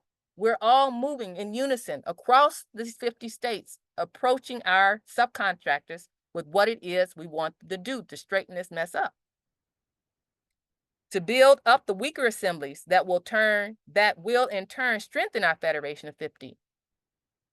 That's one thing that we're going to be doing in our Congress and Training Assembly. The weaker assemblies, when one assembly over here got 20 people and another assembly over, say Louisiana has 20 people and Idaho has 150, you know, that number amount won't mean as much if 25 of us is moving to approach our governors at the same time, because that governor that's over there with that assembly that has 20 people is going to get the word that 24 other states is doing the same thing. So they're not going to look at them as some puny 20 member assembly. I'm sorry if I'm talking loud, but I just I get excited about certain things. But anyway, the number 5, to address issues that affect all 50 assemblies in common until we are competent to convene a Continental Congress officially. This is what the objectives of the Congress and Training Assembly is. Yes, Tammy.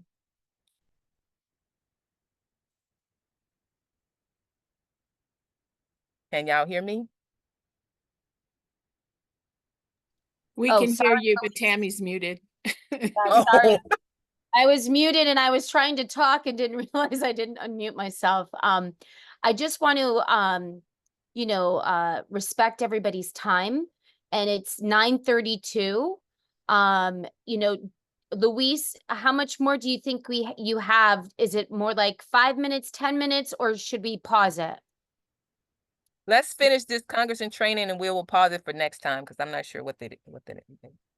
Okay, let's do that. All right, I yield. All right. Yeah, because we're on phase 3 additions right here, and the strategy task force.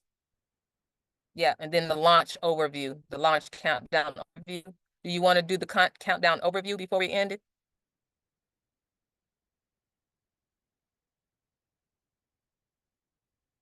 Can y'all hear me? Luis, maybe you could just finish this up. We'll pause it. Let me know where you paused it so that we start with this at the next time.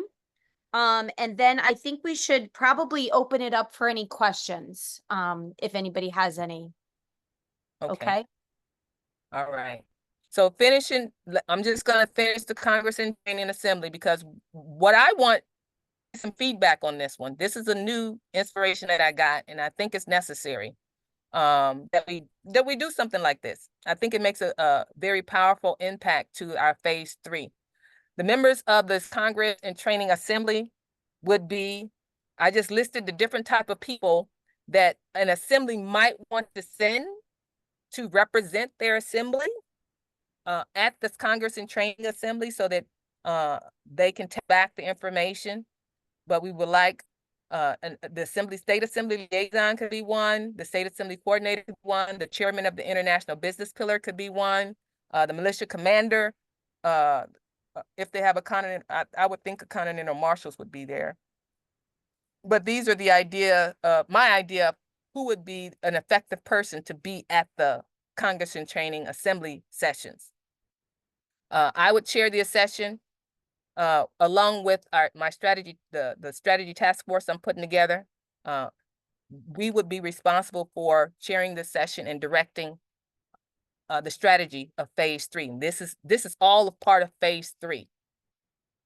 How often will we meet via Zoom? What we would talk about, we'll talk about those 4 directives that I just itemized. How long shall we have these assembly sessions? I said until the 4 directives are ironed out of exactly how the logistics are going to play out and we're ready to launch phase 3, or until the 50 state assemblies are seated. We can decide that at the Congress and Training Assembly sessions. The goal is to prepare the states to convene a Continental Congress with competence and with the strength of the 50 coordinated assemblies. That is the goal. The projected time to convene an official Congress assembly, Continental Congress assembled is what it's called, would be following our 3-day event in 2028. So we have now till then to get it right, to be ready to call our Continental Congress. So we're starting now. And just this last thing on this, and then we're going to open it up for questions. The last thing on this, in our OGA meeting in Ohio, Anna had said something that struck me in responding to our seating process. She said that for us to be seated, well, what does it mean to be seated? She said seatment only means that you have the power to send delegates to your Continental Congress. And from what I understood from her back and forth text messages, seatment does not give you any more power than you have now. So that 20 member assembly over there and that 150 assembly over there have the same power to do the same thing. So we don't have to wait till you're seated to do these things. We just have to have the courage to do them and the know-how. And I'm going to end with that. Open it up for questions. That's where we're going to end.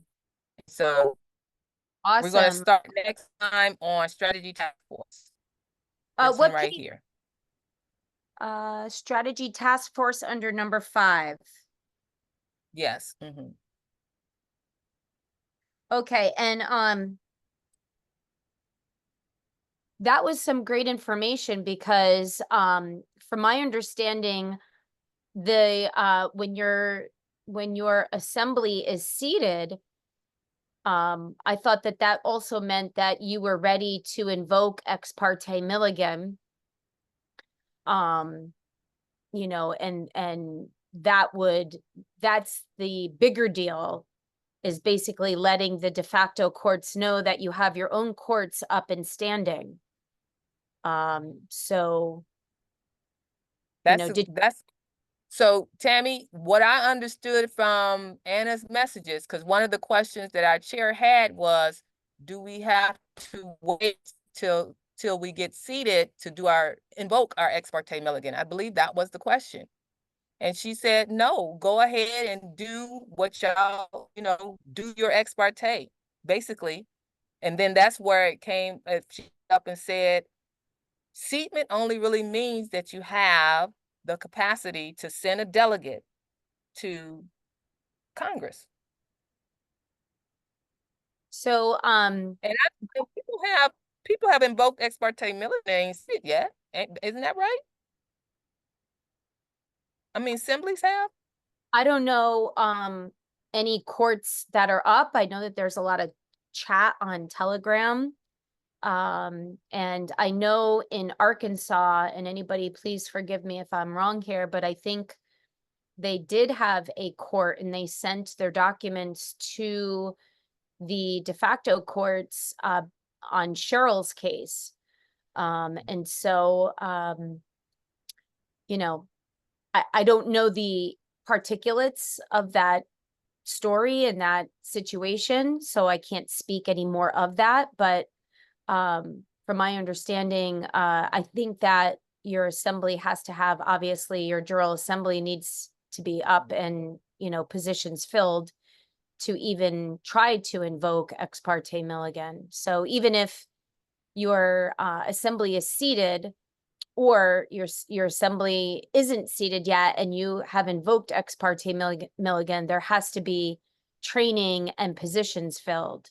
I just wanted to make that clear for people, because I can envision some states, people with, having a lot of, you know, uh, just overzealous of getting their courts up, wanting to invoke ex parte Milligan. But and Gwen has a question. Go ahead, Gwen. You have your hand up. Yes, so I know that the Alaska Assembly has done ex parte Milligan, and they don't have a standing court per se. And on Canada, we have a standing court and we have declared ex parte Milligan. So, but we're not fully seated, so we can still finish filling the positions, but our court is functioning. So we're capable of taking in cases, and we have the full membership that would be required to have the grand jury. So hopefully that helps. I yield. Thank you. Yeah, that does help. So what you're saying is that you're in Canada, you have all your positions filled, which is why you can say that you're seated, correct? Or you don't have full seated yet? So we're not seated, but the court is standing. Okay, thank you. So, Thank you for clarification. yeah, we have the 26 to with full 928 packages that can form the grand jury. And we have the justices and those positions inside the court. And so, yeah, we can still take the rest of the time to fill that assembly. And we did it as a national assembly and declared 2 counties because Canada is so large. So we would never have anyone in Nunavut and these kind of things. So it's kind of a sneaky way to now come on and fill those counties next. So our Superior Court is standing, and then next we will do the Supreme Courts. So I yield. Awesome. Thank you for clearing that up for me. Yes, and here's I knew about Alaska.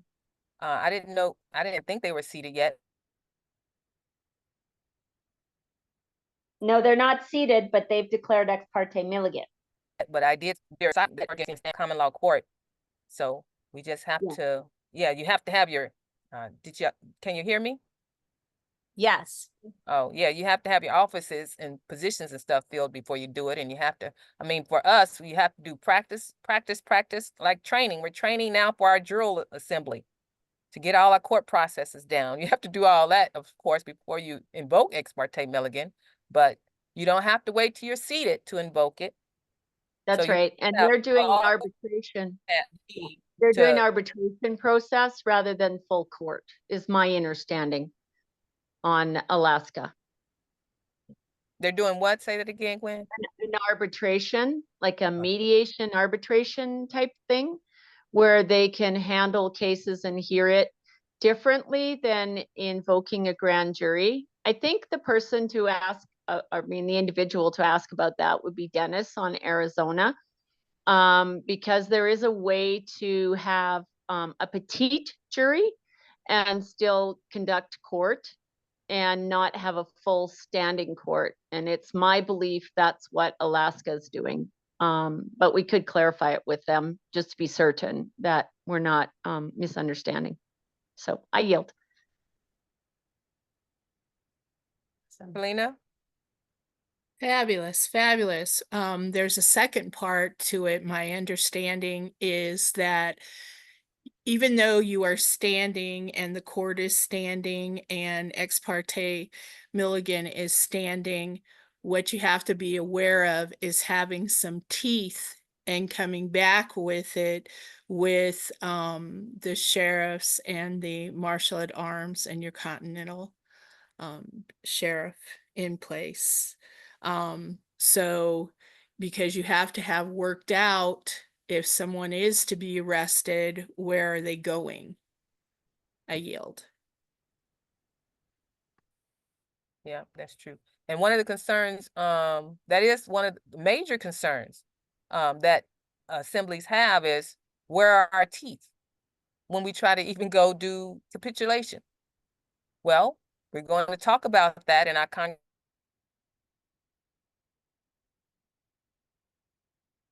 We lost your audio.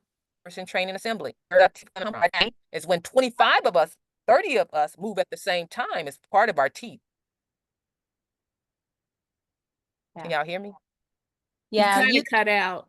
Yeah. cut out a little bit, but I think we got the gist of what you were trying to say. So it's 9:45. And if nobody has any more questions, Luis, this was wonderful. I love how, you are adding things to this. When do you foresee phase 1 and 2 being ready to roll out?